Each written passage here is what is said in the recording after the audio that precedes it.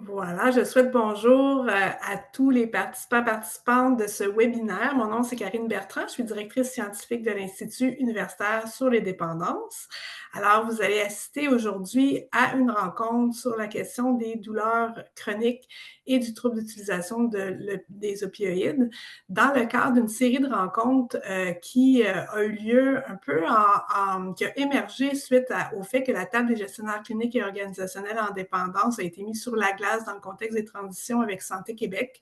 Bien, on s'est dit on voulait continuer d'être en échange entre le milieu universitaire, le milieu de la recherche, le milieu de pratique et les gestionnaires en dépendance. Et donc, dans ce cadre-là, on en a profité pour lancer une série de webinaires qui permet d'échanger avec des chercheurs, avec des professionnels, des gestionnaires des milieux de pratique et des gestionnaires autour d'enjeux qui répondent à des besoins de gestion parce qu'on parle en général des besoins sociaux de santé complexes qui requièrent de réfléchir cette science-là sur comment elle vient atterrir sur le terrain. Alors, sans plus tarder, je vais présenter l'animateur de ce webinaire qui est Michel Perrault.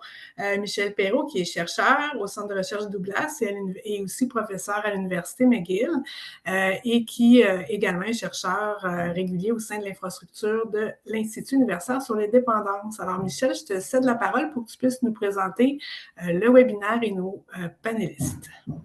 Merci. Merci beaucoup, Karine, pour cette fort élogieuse introduction. Mon nom est Michel Perrault. Je suis un heureux chercheur qui travaille avec tout ce monde-là, dont Léonie et Nicolas, dans le domaine surtout sur l'évaluation des traitements et spécialement addiction, santé mentale. Je suis rattaché à l'Institut Douglas et au département de psychiatrie de l'Université McGill. Je suis très heureux de jouer l'animateur ici et de faire travailler tout le monde autour. Je dois vous présenter rapidement Léonie et Nicolas. J'ose croire que Karine s'en est pas chargée tantôt, mais de toute façon, je vais aller très rapidement. Léonie, elle est tout fraîchement diplômée de doctorat en santé de l'Université de Sherbrooke. Elle a travaillé pendant plus de 10 ans, on a travaillé ensemble dans l'équipe de recherche sur la question des opioïdes.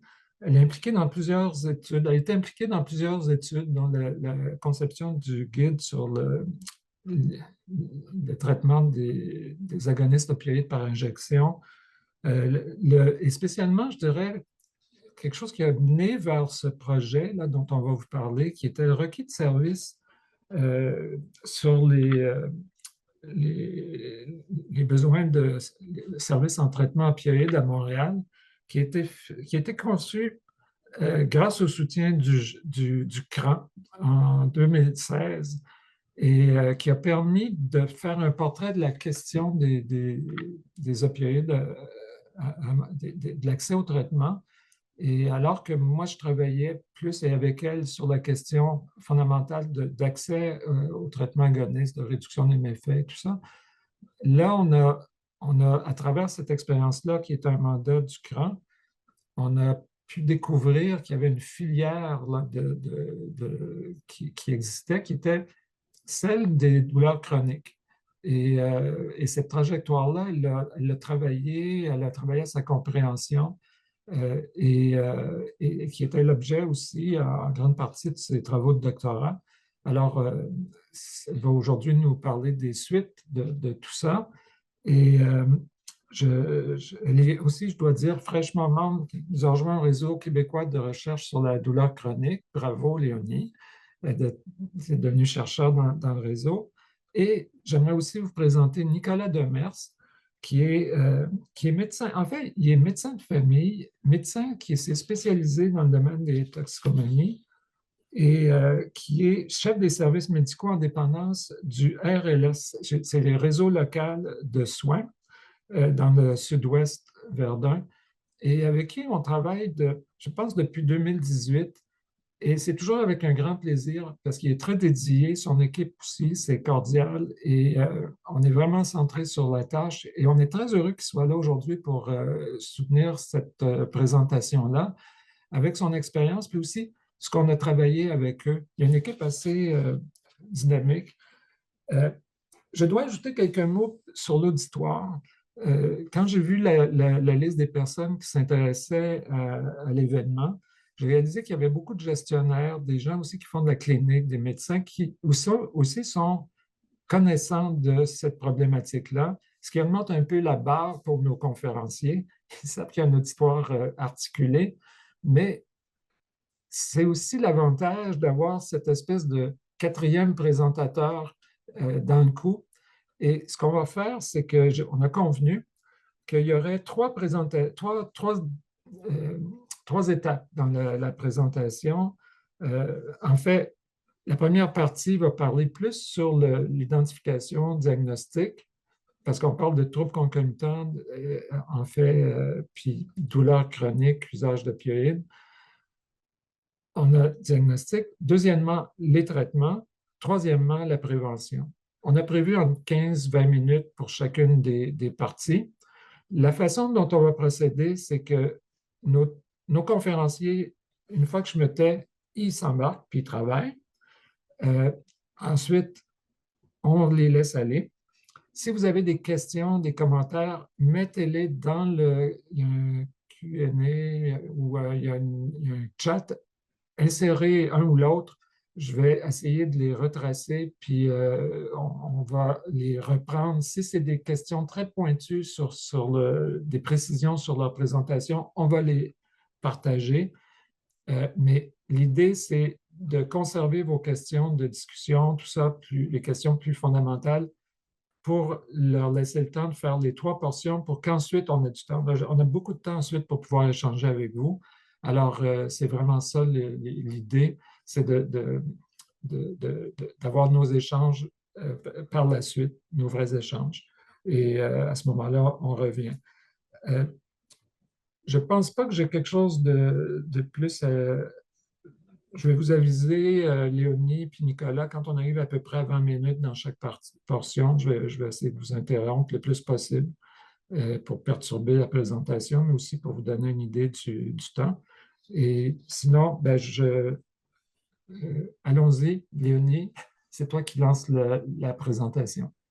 Merci infiniment, Michel. Et puis peut-être j'ajouterais juste, je ne suis pas sûre si tu l'as dit, mais que la séance est enregistrée. Donc, si vous posez des questions, vous serez visible dans l'enregistrement qui sera ensuite rendu disponible en ligne. Je vais dans le même sens que Michel pour dire qu'il y a plein d'experts aujourd'hui autour de l'écran, donc gênez-vous pas pendant la période d'échange pour nous contredire, nous compléter. Ça va être bénéfique pour tout le monde si on peut bénéficier de toutes les expertises qui sont autour de l'écran. Puis, je vais aussi préciser que tous les contenus qu'on va mobiliser aujourd'hui viennent de nos différents travaux de recherche et de l'expérience clinique aussi de Dr Demers. Différents travaux qu'on a menés au cours des dernières années ensemble, des recensions d'écrits, des travaux qualitatifs. Sur chaque diapo, il y a les numéros de référence qui sont indiqués, donc vous allez pouvoir retourner aux sources si vous voulez en savoir plus sur l'un ou l'autre de nos différents projets. Ceci dit, allons-y pour parler des liens entre douleur chronique et TUO. Donc, la douleur chronique, vous le savez, ça veut dire la douleur qui persiste plus que 3 mois et les troubles d'usage d'opioïdes se présentent couramment en concomitance. Et chez les personnes qui sont aux prises avec un trouble lié à l'usage d'opioïdes, on estime qu'environ 55 à 62 ont aussi de la douleur chronique. Et à l'inverse, chez les personnes qui ont de la douleur chronique et qui reçoivent des opioïdes prescrits à long terme, on estime qu'environ 8 à 12 vont développer un trouble d'usage d'opioïdes. Et pour comprendre les liens entre ces deux conditions-là, c'est important de comprendre comment un des deux problèmes peut mener vers l'autre. D'abord, chez les personnes qui ont de la douleur, on identifie 3 principaux processus qui peuvent mener vers le trouble d'usage d'opioïdes. Donc, le premier, c'est l'automédication avec des opioïdes de rue. Alors, dans nos travaux qualitatifs qu'on a menés dans les dernières années, quand on demandait aux participants de nous parler de la fonction qui était remplie pour eux par les opioïdes qu'ils achetaient dans la rue, la très grande majorité nous expliquait que les opioïdes servaient pour eux à gérer une souffrance physique et ou une souffrance psychologique.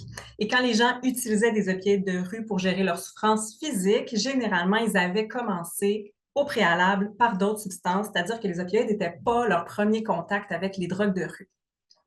Et ici, je veux vous donner un exemple d'une personne que j'ai rencontrée dans le cadre de nos travaux de recherche. Alors, c'est un jeune adulte qui vient d'un milieu socio-économique très défavorisé, qui a été impliqué dans des milieux criminalisés et dont le premier contact avec les opioïdes de rue s'est passé à l'adolescence et a été initié par sa mère à lui, qui lui a donné des opioïdes pour le soulager après qu'il ait été battu par des membres de gangs de rue. Et pourquoi je vous raconte cette histoire-là en particulier, c'est pour illustrer comment l'automédication peut souvent s'inscrire dans un contexte où les personnes ont peu de ressources socio-économiques pour répondre à l'adversité à laquelle ils sont confrontés. Et je pense que c'est important de prendre en compte le lien entre l'automédication avec des substances de rue et les enjeux socio-économiques de revenus, d'éducation, de logement, de capital social, par exemple. Deuxième processus qui peut mener de la douleur vers le TUO, c'est le trouble d'usage iatrogène, c'est-à-dire que c'est des opioïdes prescrits qui vont mener à un trouble d'usage. Dans plusieurs cas, la personne a déjà des enjeux d'usage de substances et la prescription va venir catalyser un TUO. Dans d'autres cas, la personne n'a pas d'antécédent d'usage de substances et le développement du TUO va être très insidieux parfois.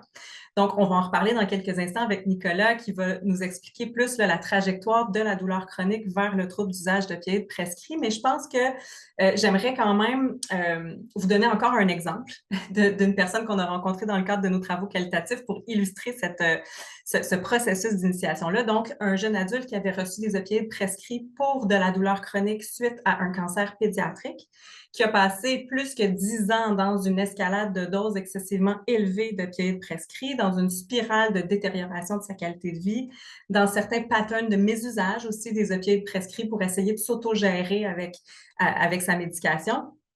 Et qui un jour a vu Marie-Ève Goyer, à Tout le monde en parle, et qui s'est rendu compte qu'il y avait peut-être un trouble d'usage d'opioïdes et qui a appelé au CRAN pour demander de l'aide. Et je vous rassure, pour la petite histoire, là, au moment de l'entrevue, sa douleur était bien contrôlée avec une toute petite dose de buprenorphine et il avait regagné beaucoup de qualité de vie.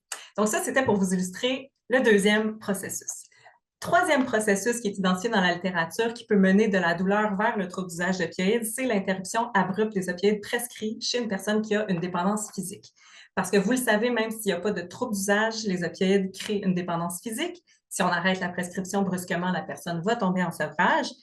Et pourquoi un prescripteur arrêterait de prescrire? C'est ce qu'on a demandé aux participants dans nos études. Et ce qu'ils nous ont raconté, c'est que dans certains cas, leur prescripteur avait perdu le droit de prescrire des opioïdes ou bien qu'il y avait eu un conflit dans la relation thérapeutique et le prescripteur avait décidé de cesser soit la prescription et ou le suivi. Et la personne s'était retrouvée en sevrage. Et dans certains cas, certaines personnes étaient allées s'approvisionner dans la rue. Et quand je pense à ce profil-là, je pense en particulier à une dame que j'ai rencontrée en entrevue, qui avait eu un malentendu avec son prescripteur, qui s'était retrouvée sans opioïdes alors qu'elle en recevait depuis plusieurs années.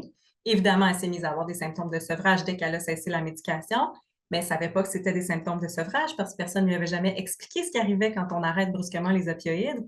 Et donc, elle s'est mise à être très malade, a appelé l'ambulance et ça a été très long et très compliqué avant que le personnel se rende compte que la dame était en sevrage et avant qu'elle ait accès à des services qui répondaient vraiment à sa situation spécifique. Et elle aussi, c'est une personne pour qui la buprenorphine a été efficace pour réduire la douleur, finalement. Mais par contre, pour elle, cette épreuve-là était très difficile au niveau psychologique, très humiliant de se faire surveiller à la pharmacie lorsqu'elle prenait son traitement par agoniste opioïde. Et en plus, elle avait développé une phobie des médicaments suite à toute cette expérience qui était très négative et qui avait vraiment miné sa confiance par rapport à une médication qui était prescrite et qu'elle croyait être appropriée et sécuritaire. Donc ça, c'est pour nos trois processus qui peuvent mener de la douleur vers le trouble d'usage d'opioïdes. À l'inverse, le trouble d'usage d'opioïdes peut contribuer au développement de la douleur. Et ici aussi, il y a trois processus qui sont recensés par lesquels la douleur chronique peut s'installer chez les personnes qui ont un TUO. Le premier processus, c'est le développement de pathologies liées au TUO. On peut penser par exemple à des infections ou des complications liées à l'injection qui vont générer de la douleur chronique. Deuxième processus, c'est les blessures ou les accidents, parce que le mode de vie qui peut accompagner le TUO est parfois caractérisé par la prise de risque, associé à un nombre plus élevé d'accidents, à une moins bonne récupération en cas de blessure. Et je pense notamment quand je pense à ce processus-là, à nos personnes qu'on a rencontrées dans les entrevues qui nous expliquaient qu'ils avaient passé plusieurs années en situation d'itinérance et que ça avait eu des impacts très délétères sur leur corps, le fait de marcher toute la journée pour quêter de l'argent, le fait de dormir dehors, le fait des fois d'être attaqué, donc vraiment là, des conditions de vie qui avaient vraiment contribué au développement de la douleur chronique. Et troisième processus de développement de la douleur chez une personne ayant un TUO, il est relié à l'hyperalgésie ou l'allodynie qui est induite ou qui peut être induite par l'usage prolongé d'opioïdes. Donc, l'usage à long terme peut affecter la perception de la douleur puis la tolérance à la douleur. Et donc, l'hyperalgésie, c'est un terme qui est utilisé en clinique qui veut dire que la personne ressent une douleur plus élevée que celle qui serait normalement provoquée par un stimulus. Et l'allodynie décrit une douleur qui serait suscitée par un stimulus qui ne devrait pas normalement provoquer de douleur. Ça, c'est ce que j'avais à vous dire sur les processus de développement du TUO et de la douleur concomitant. Rapidement, j'ajoute quelques éléments sur les liens, sur les différentes caractéristiques, en fait, qui sont associées aux problèmes concomitants. Donc, au niveau neurobiologique, et là, je ne rentrerai pas trop là-dedans parce que ça dépasse vraiment mon champ d'expertise, mais on sait que les dérèglements des circuits de la douleur, de la récompense, les phénomènes d'hyperalgésie ou d'allodynie que je viens d'évoquer sont impliqués au niveau neurobiologique, j'en dirai pas plus.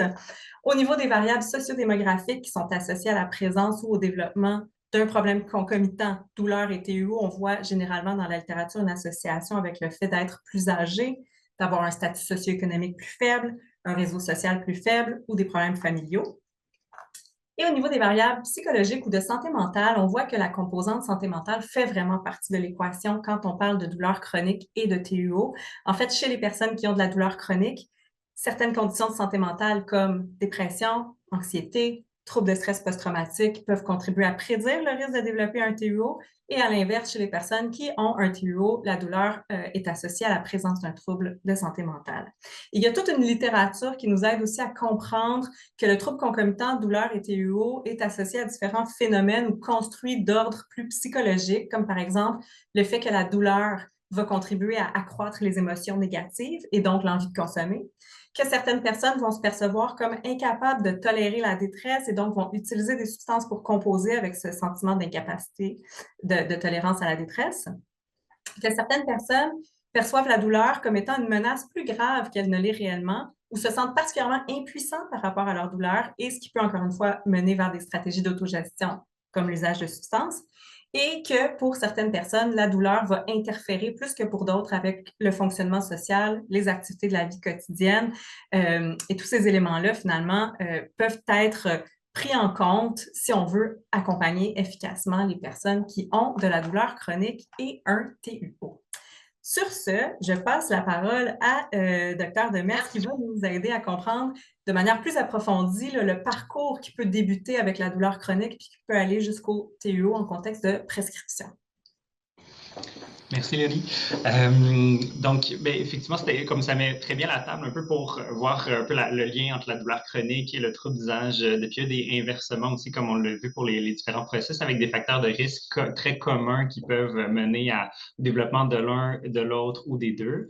Puis si on se concentre un peu plus sur la trajectoire de la douleur chronique vers le trouble d'usage d'opioïdes, on a comme initialement la douleur, comme avec la prescription d'opioïdes qui était initiée dans un contexte de douleur chronique non cancéreuse, comme le classique là, de douleur chronique habituelle, où est-ce qu'on n'a pas un endpoint avec un décès en soins palliatifs, exemple, ou des choses comme ça. Donc, en termes du côté médical, on va parler souvent de la douleur chronique non cancéreuse, donc qui est comme dû pour perdurer dans le temps, règle générale, avec une origine de la prescription qui peut être souvent dans différents contextes, autant en première ligne, des fois à l'urgence, en post-opératoire, en clinique de la douleur, mais habituellement, quand les patients se rendent en clinique de la douleur, ils ont déjà des prescriptions d'opioïdes qui ont été initiées, parfois déjà rendues à haute dose.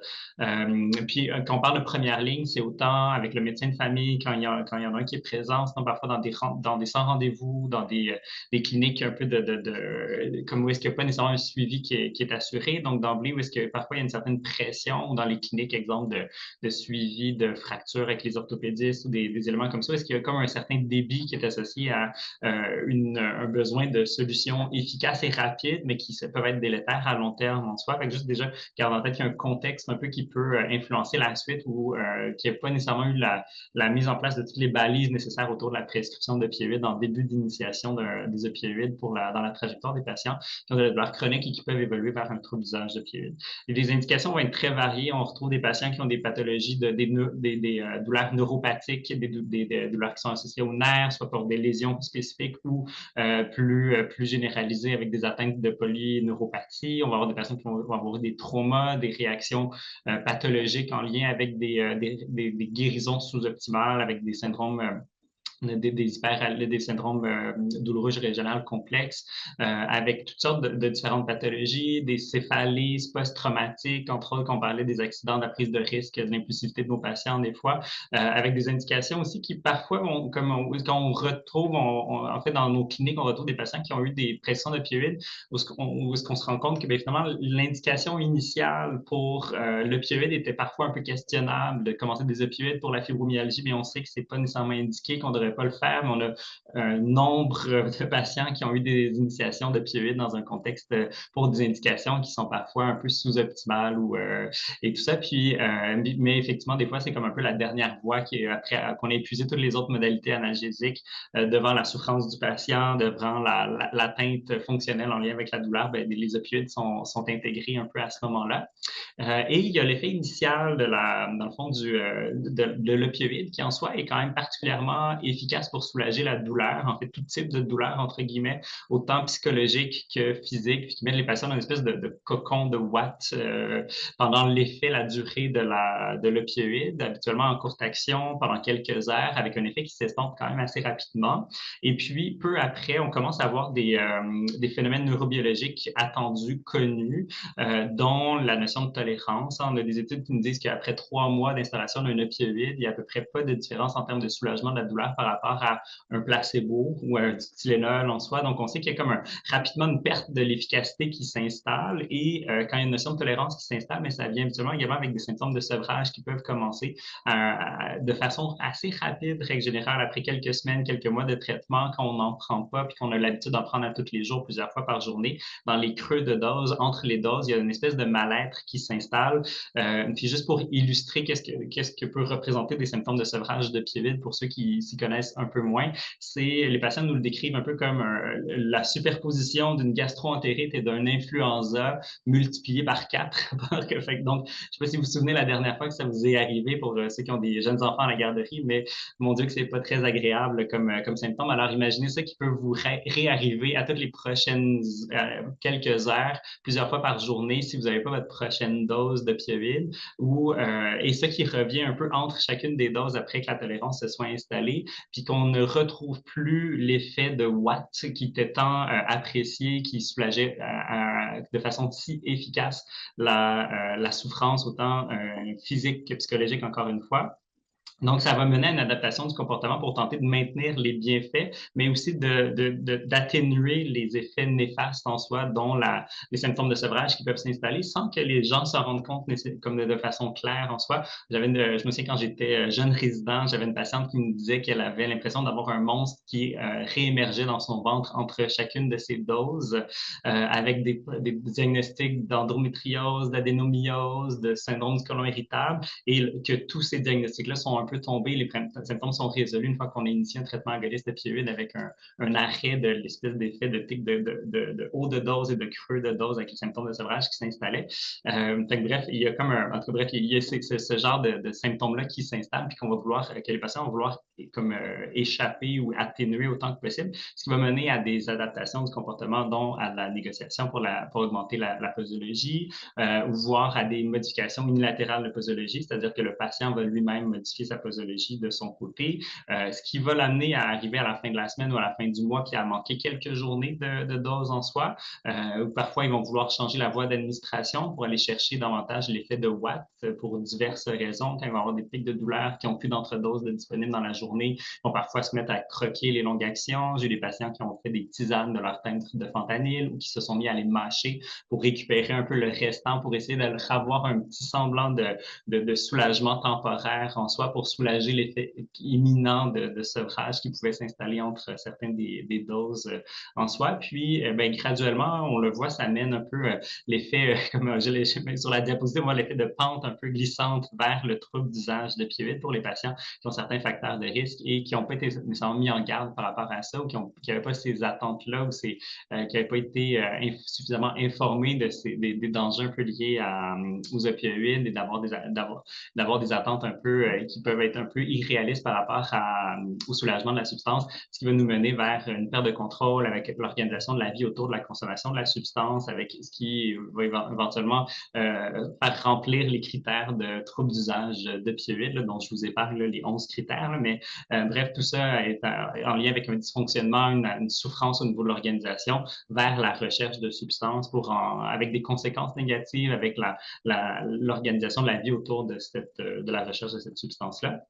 Et ça peut parfois prendre plusieurs années avant qu'il y ait une prise en charge ou qu'il y ait une réalisation ou une demande d'aide, en soi pour divers facteurs qu'on va voir un peu plus loin. Mais on peut avoir des patients qui ont vécu un peu cette situation-là avec des situations assez catastrophiques pendant des années avant d'avoir accès au traitement.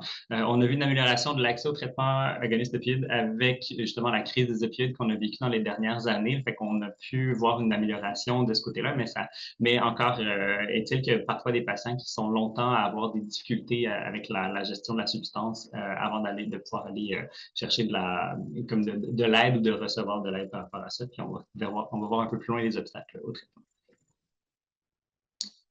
Merci, Nicolas. Très, très, très éclairant. Ça complète bien. Alors, je pense qu'on a fait le tour pour ce morceau-là, la question des liens entre la douleur chronique et le TUO. Alors, on va vous parler maintenant du traitement des troubles concomitants de douleur chronique et TUO, donc lorsque les deux problèmes sont installés simultanément. Dans le cadre de nos travaux de recherche, notamment avec Michel et Karine Bertrand, certaines personnes qui sont ici, vous le voyez à l'écran, donc on s'est demandé quels étaient les traitements, les approches, les modalités d'organisation de services qui étaient les plus efficaces pour traiter simultanément la douleur chronique et le TUO.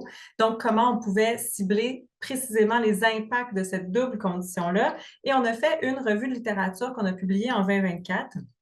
Et ce que les données montrent, c'est que les traitements par agonistes opioïdes comme la méthadone ou la buprenorphine sont efficaces pour réduire à la fois les conséquences du TUO et réduire aussi la douleur, et que si on ajoute de la thérapie cognitive comportementale ou certains programmes de pleine conscience en association avec le traitement par agoniste opioïde, on peut aussi voir des résultats intéressants sur les impacts de la douleur et du TUO chez les personnes qui souffrent de la double condition.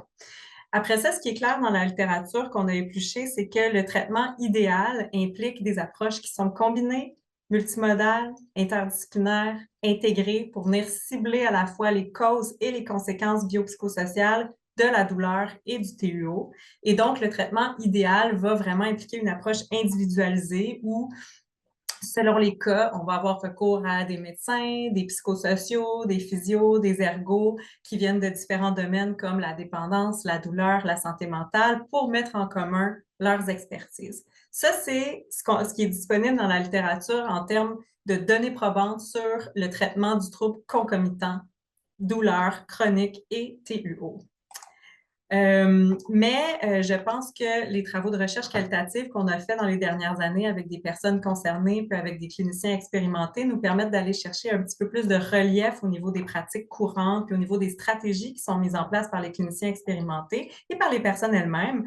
Et ce que vous voyez sur la diapo ici, c'est des résultats de travaux qu'on a réalisés que j'ai regroupés à partir de 3 projets de recherche qu'on a fait dans les dernières années. Si vous voulez aller plus dans le détail de chacun, vous voyez en bas les références qui sont associées à la fin. Mais en gros, ce qu'on peut retenir des témoignages des cliniciens, des patients, et c'est cohérent avec ce qu'on voit dans la littérature, c'est que le traitement du trouble concomitant, douleur et TUO implique plusieurs dimensions. Et donc, vous voyez les 4 dimensions à l'écran. Je vais passer la parole à Nicolas, qui est plus compétent que moi pour vous parler des volets pharmacologiques et non pharmacologiques au niveau des traitements et des stratégies qui sont couramment utilisées. Merci, Lénie. Tu as très bien mis la table pour la suite au niveau du traitement. Donc, effectivement, au niveau pharmacothérapeutique, on a tout ce qui est traitement agoniste opioïde avec la méthadone, la buprenorphine, naloxone, la fameuse Suboxone là, du nom commercial, les autres modalités également, maintenant avec parfois même des traitements injectables pour adapter un peu, moduler le traitement aux patients.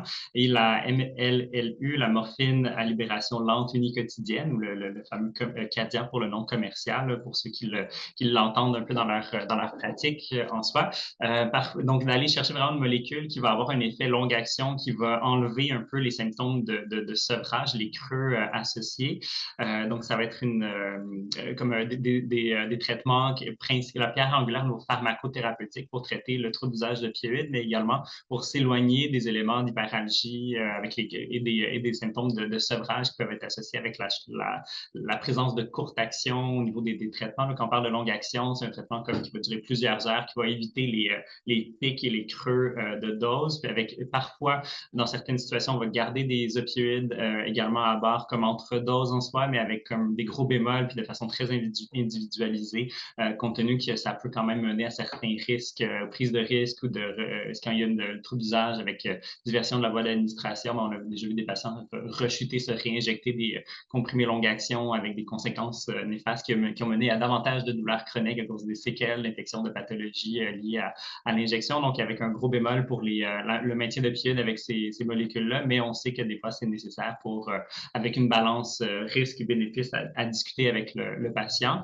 Sinon, on a tous les médicaments non-opioïdes également, donc les anticonvulsivants, les analgésies locales, topiques, donc en crème, en gel, qui sont malheureusement très rarement couverts par l'assurance médicaments publique, mais qui sont parfois une des modalités thérapeutiques qu'on peut utiliser, ou des fois à l'hôpital, on a la chance d'avoir un petit peu plus de latitude à ce niveau-là. Certains antidépresseurs également peuvent aider.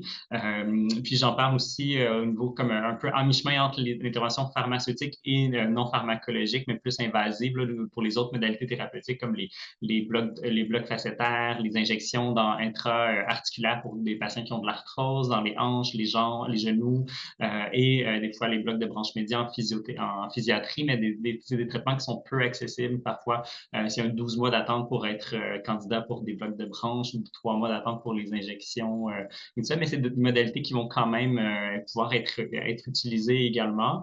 Mais tout ça, on voit que les autres modalités thérapeutiques, entre autres, là, si je parle davantage aussi des autres éléments au niveau de la pleine conscience, de l'approche qui vont aller venir atténuer un peu la place que la douleur va avoir dans l'esprit de nos patients, dans dans leur quotidien en soi, d'aller chercher un petit peu d'activités autres qui vont faire de la diversion pour la douleur, en soi avec de l'enseignement, du counseling, puis de rebaser des attentes qui sont réalistes face au soulagement de la douleur, et avec des fois des interventions alternatives. On a des fois, avec le cran, on avait un acupuncteur également qui aidait à bien soulager certains patients, puis à aller maintenir des saines habitudes de vie aussi pour atténuer un peu l'impact de la douleur sur le fonctionnement en soi, en allant cibler davantage d'objectifs thérapeutiques au niveau du fonctionnement, davantage qu'au niveau de l'absence de douleur ou de l'atténuation de la douleur. On va changer la cible thérapeutique avec des approches comme ça.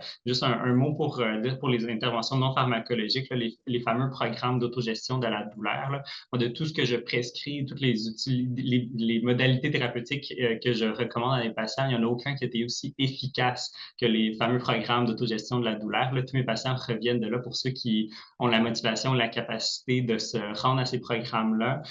C'est des programmes vraiment fantastiques. Puis, il n'y a rien que j'ai prescrit jusqu'à maintenant mettons qu'on met de côté les traitements agonistes d'opioïdes. Il n'y a absolument rien en termes de traitement de la douleur qui est aussi efficace que la participation à ces programmes d'autogestion de la douleur avec justement des approches multimodales avec des psychologues, des physiothérapeutes, des kinésiologues qui vont vraiment aider à améliorer la qualité de vie des patients et à changer un peu l'approche par rapport à la gestion de la douleur en soi. Donc, bref, c'est un élément qui fait partie de la pierre angulaire du traitement, mais puis on va le voir un peu plus tard dans les obstacles au traitement. C'est souvent des éléments on fait la référence et les patients vont avoir accès à ces traitements-là 8 à 12 mois plus tard, alors que des fois, la pression d'opioïdes, elle est comme beaucoup plus facilement accessible, même si elle est nettement moins efficace et beaucoup plus délétère que ça en soi. Donc, il y a quand même un certain paradigme à ce niveau-là. Donc, Léonie, je te laisse poursuivre pour la suite. Merci, Nicolas. Puis, avant de parler de la troisième dimension, qui est l'approche ou la philosophie d'accompagnement, je reviens sur le commentaire qui était dans le chat où quelqu'un mentionnait aussi l'hypnothérapie. Puis, je voulais juste dire effectivement que, comme tu l'as dit, Nicolas, avec l'acupuncture, qui peut être très bénéfique pour certaines personnes, l'hypnothérapie et toutes sortes d'autres stratégies alternatives. Dans les entrevues, j'ai entendu quelqu'un parler de Reiki. Donc, des fois, il y a toutes sortes de stratégies qui peuvent fonctionner ou non pour certaines personnes, et puis tant mieux lorsque c'est le cas. Donc, troisième dimension, elle est propre à l'approche ou la philosophie d'accompagnement, comme je le disais, qui implique de dédier beaucoup de temps à l'écoute, à la discussion, à la réassurance, au développement de la relation thérapeutique, de l'alliance thérapeutique et aussi à la gestion des attentes. Tu l'as évoqué un tout petit peu tantôt, je pense, Nicolas, je ne sais plus, mais j'ouvre une petite parenthèse par rapport à la gestion des attentes parce que les personnes qui ont besoin d'aide pour gérer leur douleur peuvent avoir des attentes qui sont élevées. Hein. Les attentes, ça peut être de ne plus avoir de douleur et ça, c'est pas toujours réaliste, malheureusement. Et donc, dans nos entrevues, dans nos travaux qualitatifs, plusieurs patients et plusieurs cliniciens ont mis en relief que c'est important de faire attention, de ne pas promettre des résultats qui sont très peu probables. Donc, je ferme la parenthèse parce que je pense que tu vas en reparler plus tard, Nicolas, de la gestion des attentes, mais je trouvais que c'était un point important à nommer dans l'approche. Et finalement, quatrième dimension qui est propre à l'organisation des services pour rendre possible l'évaluation et le traitement à travers un modèle biopsychosocial, la collaboration entre les différentes disciplines, une approche globale, intégrée, individualisée. C'est le scénario idéal qu'on vient de vous présenter. Et pourquoi on n'est pas nécessairement capable d'atteindre le scénario idéal dans la vraie vie? C'est parce qu'il y a plusieurs obstacles systémiques, individuels, cliniques, qui sont documentés dans la littérature, mais qu'on a aussi pu documenter dans nos travaux. On ne va pas rentrer dans le détail, on vous a mis beaucoup de stock là, sur les diapos, on s'est dit, vaut mieux en avoir trop passé. On ne va pas rentrer dans le détail de tous les obstacles, mais on va en approfondir quelques-uns auxquels peut-être vous-même, vous avez déjà été confrontés dans vos pratiques. Au niveau des obstacles systémiques, on en a parlé déjà, mais notre système de santé n'est pas toujours structuré pour favoriser les interventions multimodales intégrées.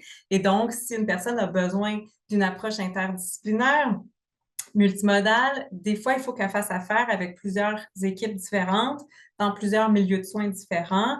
Et on parle ici souvent de patients, bien, pas souvent, on parle ici de patients qui ont des enjeux liés à l'usage de substances, des limitations fonctionnelles parfois liées à la douleur, des enjeux de santé mentale souvent, des faibles conditions socio-économiques souvent aussi. Alors, leur demander de s'organiser pour aller chercher différents services à différents endroits, c'est pas toujours réaliste.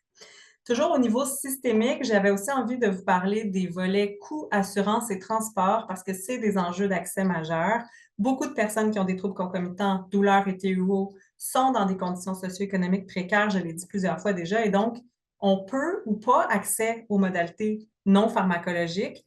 Et ça contribue à perpétuer les inégalités sociales de santé en privant les personnes qui sont socio-économiquement marginalisées d'une qualité de soins et de tout un pan de traitement soutenu par des données probantes que ceux qui sont mieux nantis peuvent s'offrir. Et l'autre élément dont j'avais envie de vous parler au niveau des obstacles systémiques, c'est la stigmatisation, en particulier le double stigma douleur et TUO. Ça veut dire pour les personnes des expériences traumatiques dans les services, ça veut dire une perte de confiance envers le système, envers les soignants.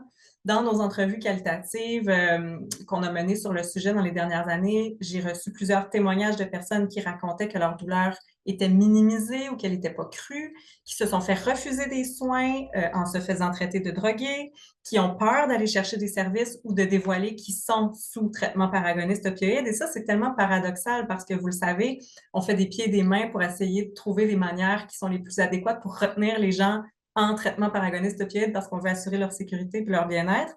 Mais plusieurs personnes qui ont de la douleur veulent se débarrasser le plus rapidement possible de leur traitement par agoniste opioïde parce qu'ils veulent se débarrasser de l'étiquette TUO, parce qu'ils espèrent que ça va leur permettre d'accéder à une meilleure qualité de soins. Et malheureusement, ils n'ont pas tort parce qu'il y a de la littérature qui soutient qu'effectivement, les patients qui ont un trouble d'usage de substances ont moins de chances de recevoir un traitement efficace pour gérer leur douleur. par rapport aux patients qui n'ont pas de trouble d'usage de substance. Alors, on est pris avec cet enjeu de stigmatisation systémique.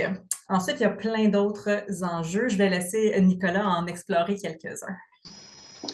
Donc, je parlais un peu des délais d'attente, en soit pour les traitements qui sont, somme toute, de mon expérience et selon la littérature également, comme parmi les plus efficaces, quand je parlais des programmes d'autogestion de la douleur qui sont fantastiques, mais on a effectivement comme un certain délai en soi. Des fois, il y a des enjeux de critères d'inclusion au niveau du code postal, l'aspect géographique de la chose ou de certaines pathologies qui sont admises, d'autres qui ne sont pas, mais dès que le patient est sous une douleur chronique, sous opioïdes, mais des fois, il y a comme des fois des enjeux de critères d'inclusion qui peuvent être limités pour l'accès à certains types de traitements. Ensuite, de manière générale aussi, on a quand même un certain constat d'impuissance au niveau médical par rapport à notre capacité à bien soulager la douleur de façon efficace et pérenne dans le temps. Donc, on a malheureusement assez peu de données probantes avec des traitements efficaces pour soulager les douleurs de nos patients. Donc, malheureusement, c'est un des enjeux où est-ce qu'on peut, des fois, on a exemple si je compare au domaine en sciences cardiovasculaires, mais on va avoir des études avec 600 000 patients avec des données très solides, très fortes, avec le number needed to treat, le number needed to harm pour chacune des molécules à utiliser. Malheureusement, c'est pas la population en douleur, en trouble d'usage, on n'a pas le même type de financement, disons, pour la recherche de ce côté-là pour pouvoir offrir des traitements qui sont basés sur des données aussi solides que, exemple, dans le domaine cardiovasculaire pour dire quelque chose. On a aussi tous les enjeux de contrainte du traitement agoniste opioïde. Moi, j'ai commencé, ça prenait un permis pour pouvoir prescrire la méthadone. On a dû faire la demande à Santé Canada et tout ça pour prescrire les opioïdes. Ça a été aboli en 2018, là, mais quand j'ai commencé ma pratique, je pouvais prescrire allègrement des opioïdes sans aucune surveillance de façon très avec une certaine liberté puis facilité, alors que l'accès au traitement des conséquences néfastes de la prescription d'opioïdes était même pour les prescripteurs un enjeu en soi. Puis du côté des patients, mais il y a toutes les contraintes au niveau, tout le stigma qui est associé, les visites régulières, la régulation en lien avec la sécurité qui sont souvent nécessaires au niveau du traitement agoniste opioïde, mais qui parfois peuvent moins cadrer avec le profil d'un patient qui a un trouble d'usage, surtout dans un contexte de trouble d'usage iatrogénique, disons. Il y a également l'élément où est-ce qu'on change de paradigme de traitement ou d'approche thérapeutique, si on veut, dans un domaine où est-ce qu'on allait, où est-ce qu'on visait de soulager la douleur et tout ça, des fois avec justement des attentes qui étaient particulières, alors qu'on change d'approche où est-ce que là, on n'est plus dans le soulagement de la douleur, on est plus dans le gain de la fonction, la diminution des conséquences néfastes et tout ça. Puis des fois, au niveau individuel, les patients ne sont pas tout à fait rendus là en soi, puis on parlera du deuil dans un petit instant, mais du deuil de l'effet initial des opioïdes par rapport à ça. Puis il y a toutes sortes de lacunes de communication aussi entre l'accès quand il commence à y avoir des difficultés, des éléments de mésusage, de troubles d'usage qui sont soulevés par les équipes de gestion de la douleur. Le transfert des fois vers des cliniques ou des services en dépendance, ou des fois les services en dépendance peuvent parfois être moins connus du côté du domaine de la douleur chronique ou moins publicisés en soi. Donc, des fois, il nous arrive un peu par le bouche à oreille ou par la porte d'à côté ou justement par Marie-Ève Gollier, à tout le monde en parle, qui a donné un peu d'autocritique et de recherche d'aide un peu en lien avec ça, avec les personnes qui peuvent s'y reconnaître en soi. Ça avec une teinte des fois de stigmatisation dans la façon dont le trouble d'usage peut être adressé dans différents éléments cliniques où est-ce qu'on n'a pas l'expertise pour adresser la double comorbidité en soi. Au niveau clinique, c'est sûr que on l'a mentionné, c'est des patients qui ont beaucoup d'enjeux complexes comme à différents niveaux, autant au niveau psychosocial qu'au niveau médical, des fois dans des contextes cliniques qui ne permettent pas nécessairement d'avoir comme toute la prise en charge adéquate, l'évaluation adéquate et le counseling adéquat avant de pouvoir démarrer une prescription d'opioïdes. Donc, ça amène des fois à ce qu'il y ait justement des attentes irréalistes, des cadres qui ne soient pas bien mis en place ou implantés, puis tout ça peut venir miner un peu ou comme la relation thérapeutique pour la rendre particulièrement difficile. Je parlais de l'impuissance médicale médicale, avec des fois, si on compare ça également avec les attentes élevées des patients par rapport au soulagement de leur souffrance, bien, des fois, ça peut générer des contre-transferts, ce qui peut mener à des relations thérapeutiques difficiles. Puis quand on parle des croyances aussi, pour un patient qui a des douleurs depuis 10 ans, qui s'attend un jour à ne plus avoir de douleurs, bien, des fois, c'est pas toujours réaliste comme attente en soi. Quand on parle d'une efficacité d'une molécule en traitement de la douleur, on parle d'une diminution de la douleur de 30%. Puis des fois, on a besoin d'un number needed to treat de 7-8 patients, c'est-à-dire de prescrire la molécule à 7-8 patients pour qu'il y en ait un qui diminue sa douleur de 6 à 4 sur 10 en moyenne en soi. Donc, vous imaginez à quel point c'est pas très efficace en soi comme plan de traitement, des fois pour les modalités autres non-opioïdes en soi et opioïdes également avec toutes les conséquences qu'on y connaît. Puis tout ça dans un contexte de manque d'expertise, de manque de formation ou de manque de temps également. Ça peut mener un peu à toutes les... Parce qu'on connaît les solutions efficaces, mais les appliquer en soi, des fois, c'est pas toujours réaliste au niveau clinique dans différentes modalités de soins en soi. Et si on revient à un niveau plus individuel auprès des patients, bien, le deuil de l'effet initial des opioïdes, le fameux cocon de Watt dans lequel les patients se sentent enveloppés quand ils commencent les opioïdes puis sont enfin soulagés de leur souffrance et qui se perd graduellement avec l'instauration de la tolérance, du sevrage, le fait de devoir augmenter les doses pour retrouver cet effet initial-là, bien, c'est un deuil à faire, deuil de cette consommation-là, de ce bien-être-là artificiel créé par les opioïdes. Donc, puis ce deuil-là peut être un processus qui peut être très long, s'étirer sur plusieurs années également. Fait que des fois, ça va mener, ça peut être long, puis c'est un processus qui nécessite un accompagnement psychologique également pour pouvoir se produire. Et également, il y a toute l'autostigmatisation, l'internalisation des stigmas associés au trouble d'usage de substances, des patients qui vont avoir des comportements qui rentrent dans les critères de trouble d'usage, mais vont absolument pas se reconnaître avec l'étiquette qu'ils se font de quelqu'un qui a un trouble d'usage de substances en soi. Donc, des fois, ça va mener à une certaine forme de négation du problème, des conséquences néfastes de la consommation de substances, puis ce qui peut les freiner à aller chercher l'aide dans des services qui, historiquement, étaient associés à des troubles d'usage plus récréatifs avec l'image un peu sociale collective qu'on s'en fait. Donc, des fois, ils ne vont pas se sentir nécessairement à leur place dans différents services du côté de la dépendance quand il nous arrive de la clinique de la douleur à côté en soi. Donc, ça peut être un peu différentes barrières qui peuvent, à différents niveaux, puis je vais laisser Léonie poursuivre pour la suite. Je vais ajouter quelques détails sur 2 ou 3 autres barrières avant de passer à notre prochaine thématique, mais certaines personnes qui sont aux prises avec un problème concomitant, douleur et TUO, puis tu l'as évoqué un peu, Nicolas, ne savent pas qu'il existe des traitements qui pourraient les aider à gérer la double condition. Souvent, les personnes qui vont développer un trouble lié à l'usage d'opioïdes prescrits ne sont pas familières avec l'offre de services en dépendance et c'est là que, comme tu disais, un accompagnement personnalisé est nécessaire pour assurer la continuité des services entre les domaines de la douleur et de la dépendance. Et ça peut avoir vraiment un effet déterminant dans le processus de rétablissement pour cette personne-là, plutôt que de passer plusieurs années à errer entre les réseaux.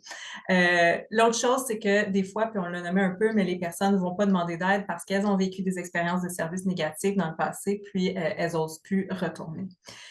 Toujours au niveau des barrières individuelles, je voulais aussi insister sur l'aspect des conditions socio-économiques. J'y reviens toujours. Il y a un des cliniciens dans un des focus group qu'on a fait il y a quelques années qui a dit quelque chose comme, et là je vais le paraphraser du mieux que je peux, mais il avait dit « C'est pas mal plus facile de gérer ta douleur sur une plage au Mexique que dans un demi-sous-sol insalubre. » Et ça, c'est quelque chose qui a été nommé, pas comme ça, là, mais par plusieurs cliniciens et plusieurs patients qui ont nommé l'enjeu de la pauvreté comme un obstacle au traitement.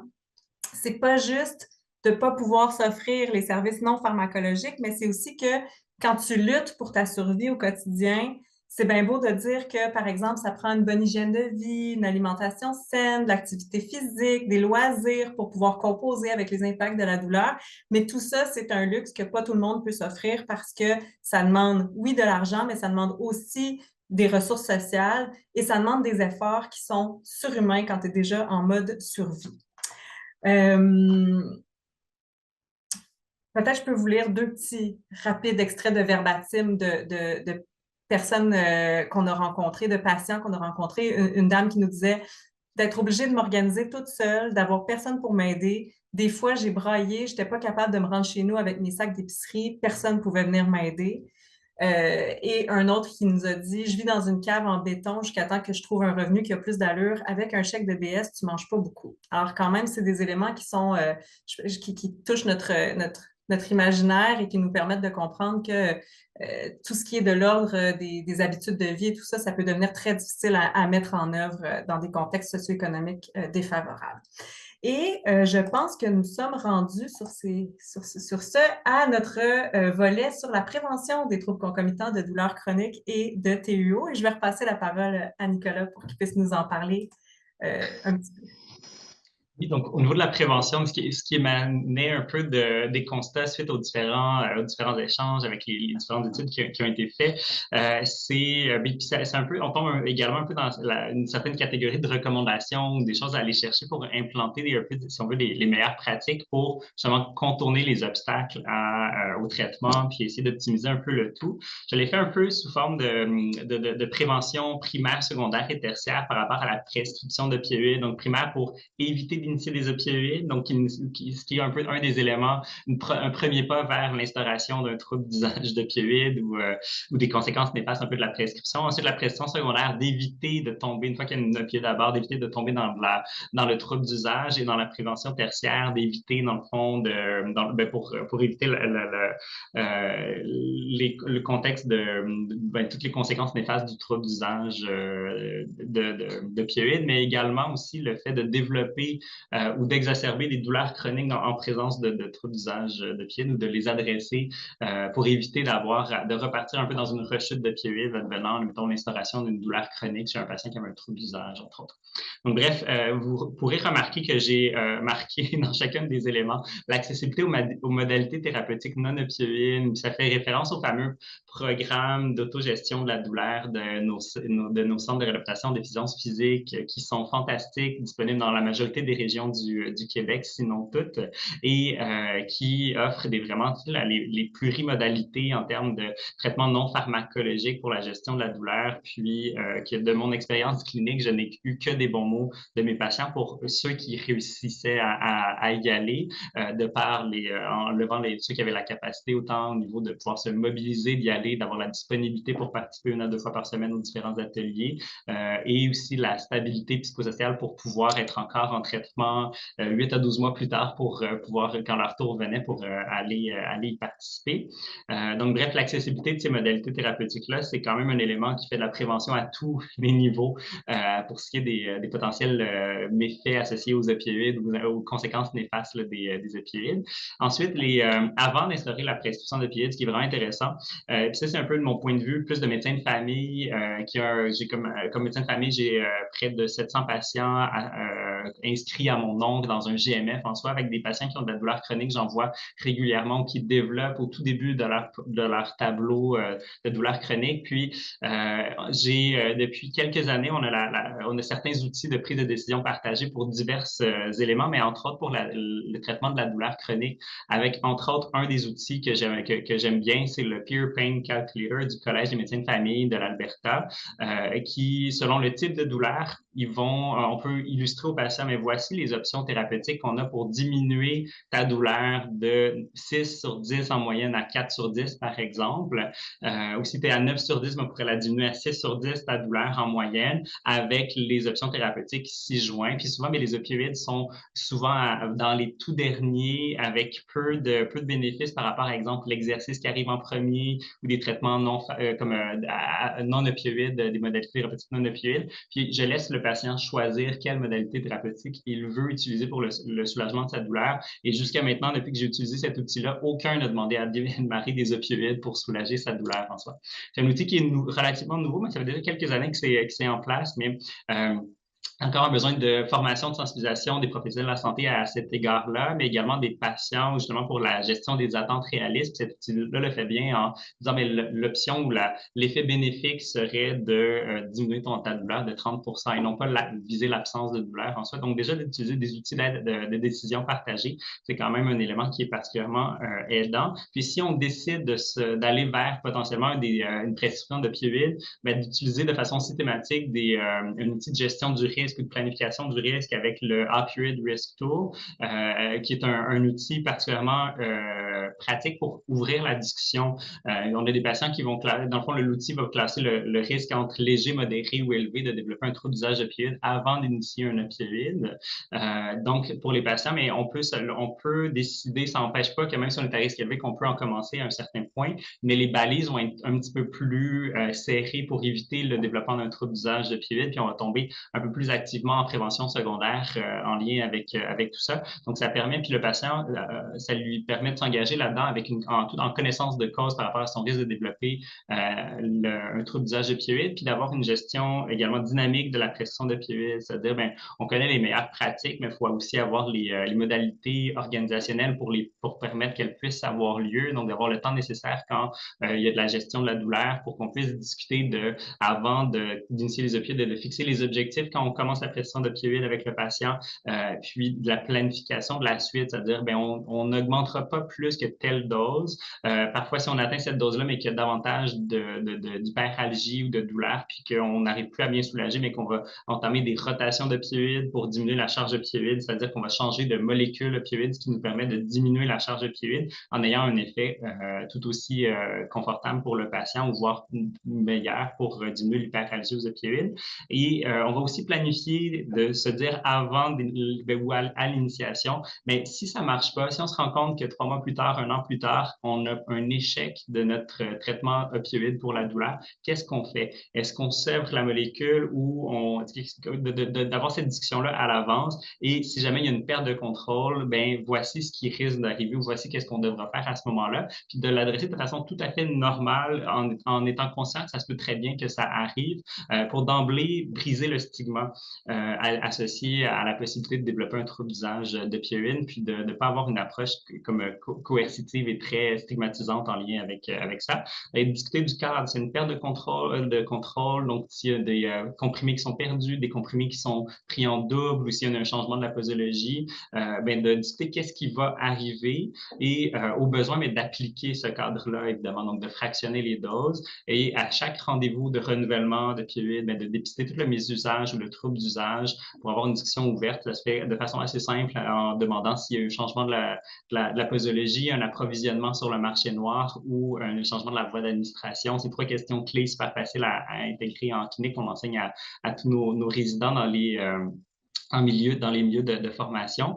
Puis je reviens rapidement sur la formation au niveau des professionnels de la santé, mais pour parler avec l'Université de Montréal, il y avait le comité d'enseignement de la médecine des toxicomanies qui a été mis en place dans les dernières années justement pour mettre les services pour former les nouveaux résidents, mais on sait que les jeunes médecins représentent comme les 5 premières années, c'est environ 20% de la pratique du nombre de médecins de famille en soi. Fait qu'il y a aussi tout un pan de médecins déjà en pratique qui n'ont pas nécessairement été sensibilisés à ces différents enjeux-là. Fait qu'il y a davantage de sensibilisation de formation qui est nécessaire. Puis pour la prévention tertiaire, rapidement, de créer des corridors de services facilitant ou des services intégrés entre la douleur chronique et les troubles d'usage d'opioïdes.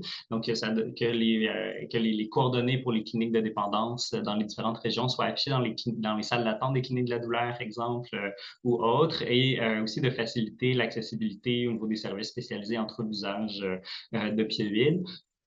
Et encore une fois, la modalité thérapeutique telle que je mentionnais, puis l'adaptation du cadre de traitement agoniste opioïde aux besoins du patient, c'est-à-dire que le cadre ou le traitement ne doit pas être moins accessible que la substance problématique en elle-même en soi. Quand le patient a commencé à s'approvisionner sur le marché noir, puis qu'il a plus facilement accès au dealer qu'au médecin ou qu'à son équipe traitante, mais ça devient un enjeu. Donc, on n'a pas le choix de dynamiser puis de rendre nos équipes traitantes plus accessibles pour qu'on puisse être réactif et accessible pour nos patients, pour que l'accessibilité au traitement soit acceptable et en fasse quelque chose de facile, d'accessible, mais qui demeure tout de même sécuritaire.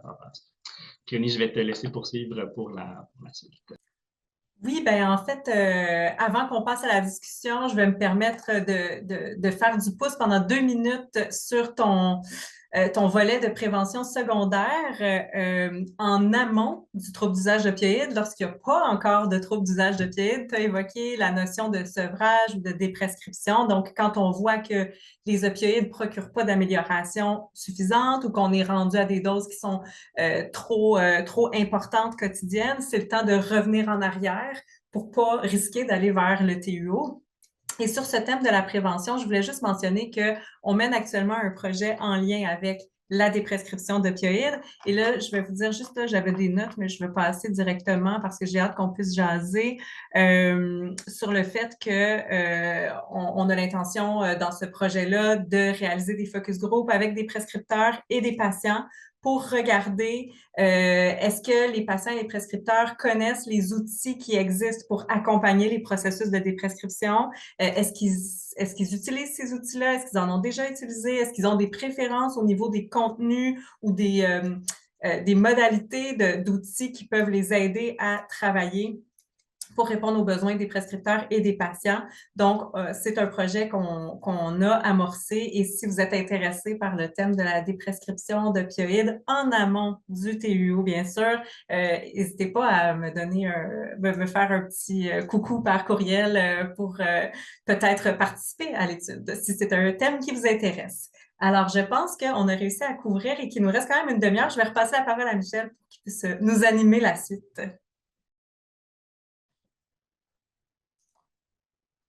Merci beaucoup, Léonie. Merci, Nicolas. Vous avez été vraiment discipliné.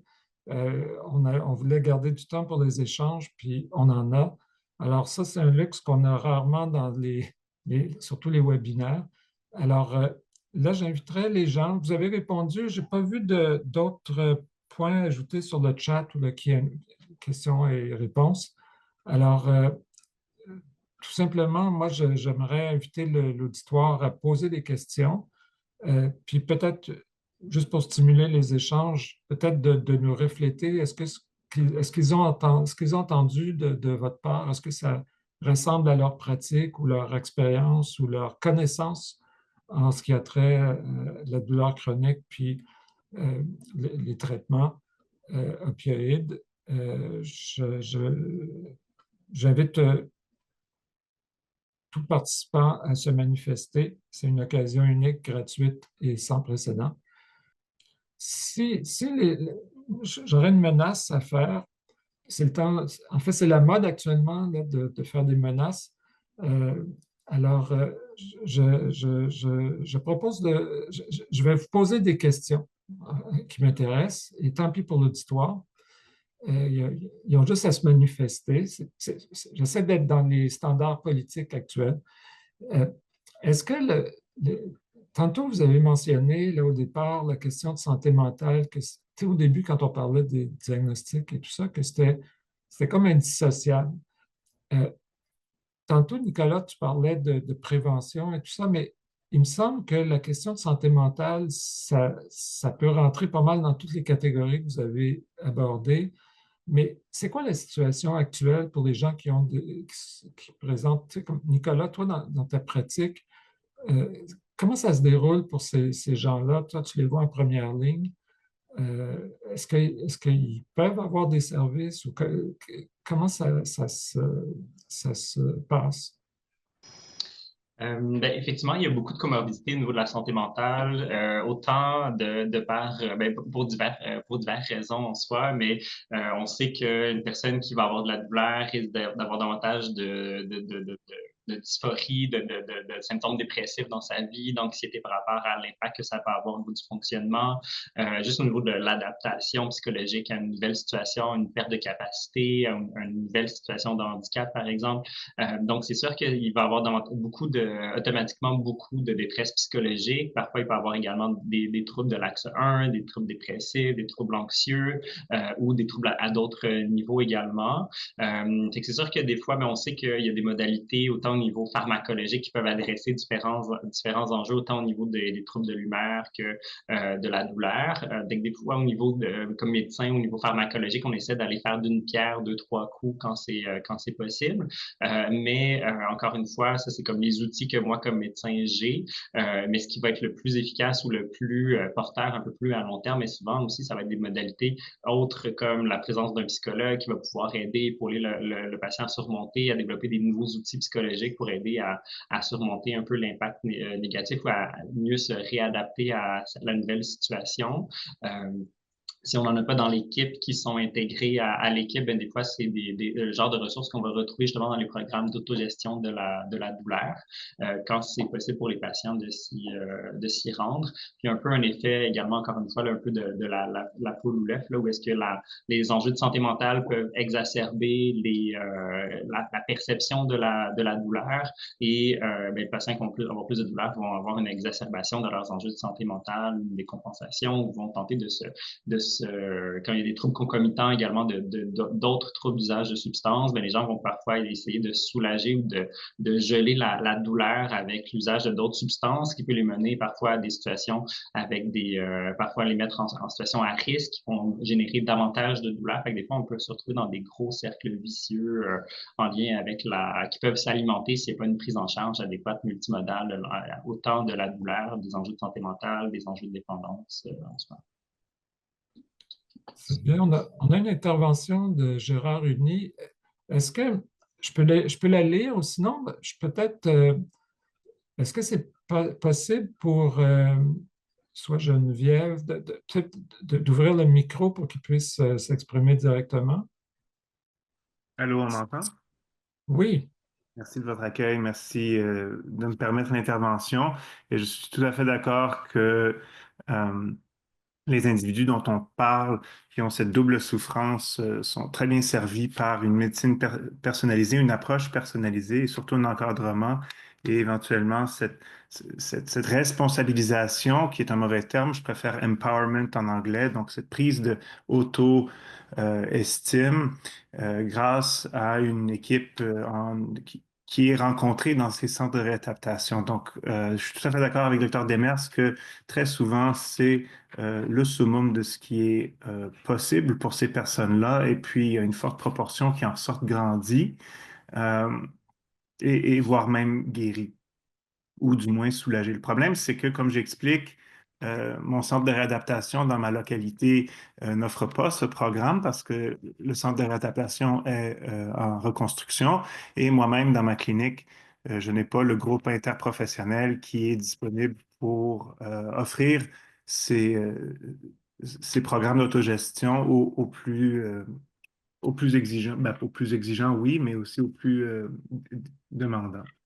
Alors, j'espère que votre recherche va prêter à la mouvance de garnir les effectifs dans les centres de réadaptation qui, comme ça a été très bien dit, les centres de réadaptation sont cette deuxième ligne qui permet aux plus souffrants, aux plus vulnérables de trouver une approche presque psychosociale, une approche presque complète à leurs besoins. Évidemment, les critères vont être restreints pour qui y aura accès, mais j'espère beaucoup que vous pourrez motiver nos décideurs à garnir les effectifs en centre de réadaptation.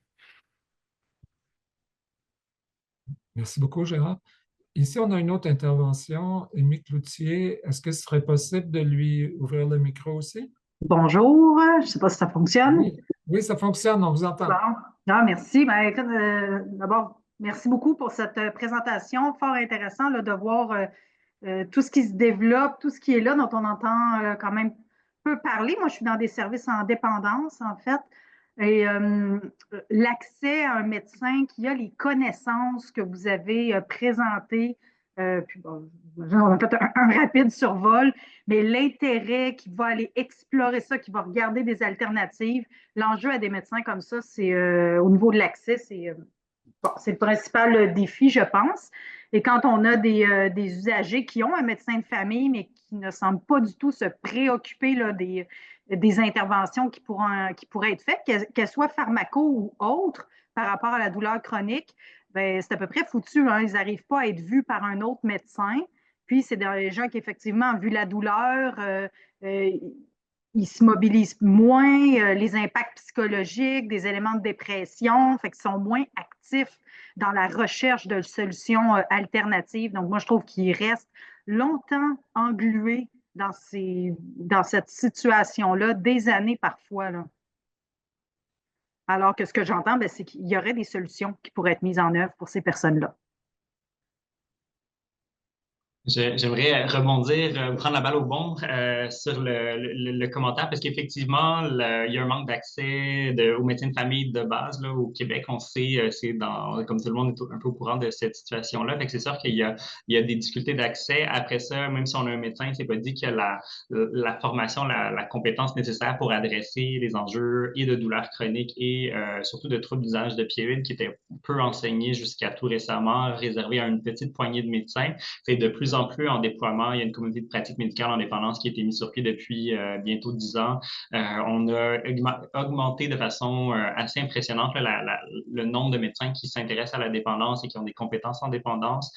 Moi, quand j'étais étudiant, on me disait que dans certaines régions, c'était autour de Montréal, c'était jusqu'à 2 ans, un an ou 2 avant d'avoir accès à un traitement agoniste opioïde, ce qui est complètement insensé, alors que les gens avaient le temps de mourir d'une surdose avant de pouvoir être traités avec un traitement agoniste opioïde, ce qui n'est plus vraiment le cas. Là. Maintenant, les taux d'accès sont assez un peu plus, sont beaucoup plus accessibles qu'avant, c'est plus rapide pour avoir accès, ça varie d'une région à l'autre. Il y a encore beaucoup de disparités géographiques, là, encore la semaine passée, j'avais un patient que j'essayais de référer, exemple, au programme d'autogestion de la douleur, puis parce qu'il était dans le quartier d'à côté, il n'était pas dans le critère d'inclusion géographique pour pouvoir y avoir accès. Fait que des fois, il y a encore des éléments comme ça en termes d'organisation des services au niveau du CIUS.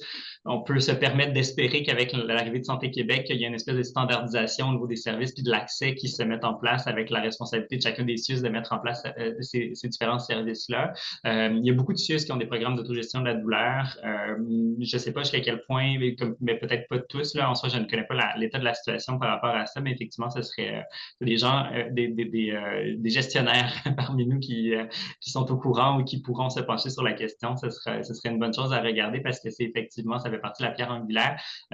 Ceci dit, pour bypasser le manque d'accès à des médecins de famille, la référence vers les programmes d'autogestion, d'adaptation à la douleur n'est pas spécifique ou exclusive aux médecins de famille ou aux médecins tout court de ma compréhension. Donc, je vais juste essayer de valider cette information-là, mais je crois que c'est possible, mettons, comme professionnel de la santé, de référer, même si on n'est pas médecin, à ces différents programmes-là. Pas nécessairement peut-être pour les cliniques spécialisées de la douleur, mais pour les programmes d'autogestion. Donc, on peut se permettre des fois de référer si on voit qu'on a un patient qui a des enjeux de dépendance avec des enjeux de douleur chronique également, puis qu'on voit que ça influence l'aspect au niveau de la dépendance, on peut se permettre potentiellement de référer si la personne est intéressée. Inversement, par contre, au niveau de l'accès au traitement agoniste opioïde, je crois que dans les CRD maintenant, partout dans les 17 régions du Québec, il y a accès à des traitements agonistes opioïdes ou bref, il y a une tentative de mise en place de l'accès au traitement agoniste opioïde dans toutes les régions du Québec. Si je ne me trompe pas, Marie-Ève Goyer pourrait nous informer davantage. Là, je ne pense pas qu'elle soit avec nous, elle ne peut pas être présente, là, mais elle est bien au courant un peu de la situation. Puis on vise à ce qu'il y ait l'accès au traitement agoniste opioïde dans l'ensemble des régions du Québec. Mais c'est sûr que des fois, quand on est dans des régions plus lointaines, on parlait de l'accès géographique déjà à Montréal, mais on sait que dans les régions, qu'on doit faire 2-3 heures de route pour se rendre à une clinique ou 1 heure de route à tous les jours pour aller à la pharmacie, il y a des enjeux d'accès géographique qui doivent être adaptés pour que le traitement puisse encore une fois être acceptable et faisable et tolérable pour le patient. Merci. Merci, Amy. Merci, Nicolas. Tu as ajouté, Léonie? Je me permets de rebondir sur certaines choses qui ont été dites, qui vont peut-être aussi relancer la discussion sous un autre angle, mais Dans les travaux qu'on a réalisés autour du thème de la douleur et du TUO, il y avait un certain tabou pour certaines personnes autour de la question des interventions plus psychologiques, dans le sens où certaines personnes recevaient cette offre de services psychologiques un peu comme un déni de reconnaître que la douleur est physique et non psychologique, alors que c'est sûr que tout ça est tout imbriqué, mais donc pour certaines personnes, c'était quand même reçu de manière assez taboue et certaines personnes étaient assez fermées à l'offre de services psychologiques autour du traitement du TUO et de la douleur chronique. Donc, je ne sais pas si c'est quelque chose que quelqu'un a envie de discuter.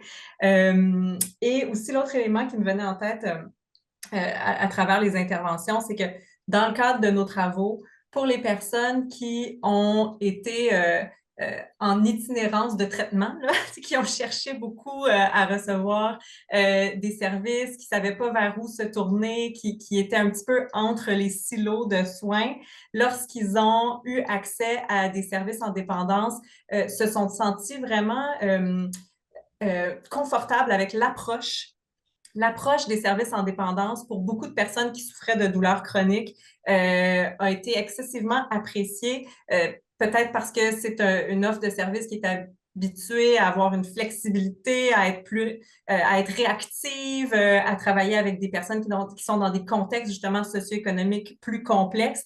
Et donc, plusieurs personnes qui avaient des longs parcours de douleurs chroniques et qui n'avaient pas vraiment réussi à trouver exactement ce qu'ils cherchaient en termes de services, ont apprécié le type de modèle de service ou d'approche de service qui leur était offert dans les milieux de soins en dépendance. Alors, deux petits commentaires peut-être pour relancer les échanges si jamais quelqu'un a envie de rebondir là-dessus. Peut-être qu'on a atteint le maximum. Dans le chat, il y a Gérard Rény qui nous dit que ça prend du temps et plusieurs intervenants des fois, en effet, pour amener la personne souffrant paralysée avec les douleurs physiques et liées à des souffrances psychologiques. Puis en effet, c'est quelque chose qu'on expérimente quand même. Dans ma pratique, que je vois quand même régulièrement, puis encore récemment, je proposais le fameux programme d'autogestion de la douleur à une patiente parce qu'on a maximisé les traitements, la co-analgésie et tout ça, mais pour elle, c'est pas, même si on essaie, on prend le temps de s'asseoir, on valide la présence de la douleur, mais pour elle, elle a pas, c'est comme inconcevable dans sa conception de sa douleur qu'elle ait moins de douleur, qu'elle soit soulagée avec des traitements plus avec une approche psychologique comme de façon multimodale avec le reste des autres traitements également. Fait que des fois, il y a comme un gros tabou, puis ça prend beaucoup de temps et de messages différents par différents intervenants qui peuvent avoir des liens de confiance variables ou une alliance thérapeutique en soi. Puis évidemment, ça prend absolument l'alliance thérapeutique pour pouvoir passer certains messages pour pas que ce soit perçu comme une négation de l'expérience, du vécu expérientiel des patients par rapport à leur perception de la douleur, puis à comment ils le vivent et tout ça. Donc, il faut être très délicat, puis s'assurer d'avoir une bonne alliance thérapeutique pour le faire. Puis ça prend parfois du temps et beaucoup de patience. Il y a Karine Bertrand qui aimerait s'exprimer. Est-ce qu'il y aurait moyen de lui passer le micro? Voilà, oui. Bonjour, super intéressant, merci à vous deux. J'avais différentes questions qui me venaient, mais peut-être une qui me venait, c'était il y a la question des douleurs chroniques, mais aussi c'est des personnes qui peuvent vivre des douleurs, par exemple, des accidents, ils ont des chirurgies, ils ont tout ça. Donc, nous, dans nos travaux aussi qualitatifs entourant, entre autres, stigmatisation en contexte de service, c'est un des sujets qui est sensible, à savoir, par exemple, ben, j'ai eu à avoir une intervention à mon pouce et on m'a pas donné, on m'a pas soulagé, on avait l'impression, donc toute la question de la stigmatisation puis de la perception de la douleur, comment le sentiment parfois qu'on n'est pas soigné adéquatement. Donc, je me demandais, est-ce que les expertises au niveau de douleurs chroniques, comment on soigne les douleurs chroniques, mais est-ce qu'il y aurait aussi des éléments à réfléchir au niveau de comment on traite la douleur de façon générale chez ces personnes-là, au-delà de la douleur chronique, là, quand il y a des incidents, comment on peut faire en sorte que ces personnes-là, j'ai l'impression, en tout cas, c'est contributif à les éloigner du système de santé. En tout cas, c'est vraiment marquant chez plusieurs personnes dans les travaux qu'elle lit. Puis je me demandais aussi du côté psychosocial, est-ce que j'entends aussi là, la question de faire attention à ne pas trop psychologiser, que si on veut, cette douleur-là pour les personnes concernées, mais au-delà des cliniques spécialisé d'autogestion de la douleur. Est-ce que chez des intervenants psychosociaux qui travaillent, par exemple, en centre de réadaptation en dépendance ou dans d'autres types de services, il y aurait peut-être des bases aussi qu'on pourrait passer en termes de formation pour quand même accompagner les personnes qui parfois ne vont pas se rendre jusqu'à ces soins-là plus spécialisés, mais on pourrait quand même les accompagner plus adéquatement peut-être dans la gestion de la douleur. Vraiment, des questions très pertinentes. J'aime beaucoup. Puis Léonie, tu me diras si tu veux intervenir par la suite. Je fais un bref point sur justement nos agents de relations humaines qui font le suivi un peu psychothérapeutique au niveau des centres de réadaptation en dépendance, parce qu'effectivement, je pense qu'on aurait intérêt à les bonifier dans leur coffre à outils avec des formations qui sont spécialisées sur la douleur un peu, ou d'aller s'intéresser à qu'est-ce qui se fait dans les fameux programmes d'autogestion de la douleur qui est si fantastique et auxquels nos patients répondent si bien en soi, parce que je pense qu'il y a là vraiment quelque chose qui peut venir bonifier le support nécessaire que le CRD que les centres de réadaptation dépendance peuvent offrir en effet. Fait que c'est comme un premier point, comme question très, très intéressante et pertinente. Je crois qu'il y a effectivement là une piste de solution primordiale pour la suite. Et pour parler de mon côté nouveau plus médical pour la gestion de la douleur aiguë, parce qu'on a aussi dans notre équipe dans le Sud-Ouest Verdun, on a une équipe médicale à l'hôpital de Verdun qui fait des gardes et donc on a souvent des patients qui ont des divers accidents et problématiques, des chirurgies, des exacerbations, des maladies inflammatoires de l'intestin et tout ça. Puis on se retrouve justement assez souvent à gérer la douleur dans un contexte de troubles d'usage et de troubles aigus et dans un contexte aussi également de douleurs chroniques sous-jacentes également. Puis c'est quand même des gros défis. On a la chance d'avoir une équipe spécialisée à l'hôpital de Verdun pour l'adresser, un peu comme au CHUM et à Notre-Dame. Puis c'est souvent le type de raison de consultation pour lesquelles on est demandé justement pour éviter qu'il y ait une perte de contrôle à nouveau avec la represcription d'opioïdes, puis ou éviter qu'on soulage trop peu nos patients puis qu'ils finissent par aller se soulager eux-mêmes en quittant l'hôpital pour aller se soulager parce qu'ils ne sont pas assez bien traités à l'hôpital. En soi, on a des objectifs doubles de autant prévenir la rechute du trouble d'usage et de bien soulager le patient pour qu'il soit le mieux traité possible en prenant garde de ne pas mettre le patient davantage en situation de dangerosité en lien avec les prescriptions. Donc, ça nécessite un certain doigté, une certaine expertise. Puis, je peux concevoir que dans des hôpitaux en région, sans cette expertise-là, sans des équipes spécialisées, mais ça peut être quand même un gros défi. Il y a la présence, par contre, de lignes de soutien pour mettons, de médecin à médecin pour épauler les équipes traitantes pour la gestion de tout ça. Souvent, ça passe par l'ajustement du traitement agoniste opioïde quand il y en a déjà un. Des fois, on va switcher vers un traitement agoniste opioïde quand il n'y en avait pas, puis ça va être des belles opportunités de les instaurer, ces traitements-là. Puis par la suite, bien, on assure d'avoir un cadre qui est sécuritaire et acceptable pour le patient pour la poursuite du traitement jusqu'à temps que la douleur aiguë ou subaiguë s'estompe. Puis on ajuste un peu en cours de route, puis on module les objectifs puis le traitement en fonction de l'évolution du patient. Puis on maximise toute la co-analgésie aiguë qui peut parfois être nécessaire à ces moments-là. Une fois que la douleur s'estompe, après ça, on rediminue par la suite, puis on fait un petit taper down, un sevrage quand les autres éléments se sont estompés graduellement. Puis dans le chat, je vois monsieur ou docteur Gérard Uni qui nous envoie certains éléments informationnels quand même très intéressants que je ne connais pas. Si jamais vous les présenter, ça serait bien intéressant. Je serais bien curieux de l'entendre. Puis je vais y jeter un coup d'œil également. Bien, écoutez, je pense qu'on a fait le tour. On arrive au terme pas mal du temps qui était prévu. On a eu des échanges. Vous avez couvert vraiment les 3 points que vous souhaitiez aborder. À moins qu'il y ait une intervention là, de toute dernière minute, je crois qu'on a fait le travail. Ça va être enregistré. J'aimerais vraiment vous remercier. Puis Léonie, tu as des diapos qui sont très, très explicites. Alors, ça veut dire que pour vous, les gens qui avaient suivi là, le webinaire, de pouvoir le revoir, ça vous donne accès aussi à toute l'information, puis les références. Je crois qu'il y a 4 diapos ou 5 de références que tu n'as heureusement pas présentées. Et ça permet aux gens d'aller plus à fond sur ces questions-là. Alors, merci pour la qualité de votre présentation. Merci pour avoir rendu ça digestible et agréable. Puis merci à l'auditoire qui a participé puis qui a suivi pas mal jusqu'au bout. Alors, ben, à moins que quelqu'un d'autre ait un autre mot à dire pour la clôture, ben, je crois que c'est la fin du webinaire. Merci à nouveau.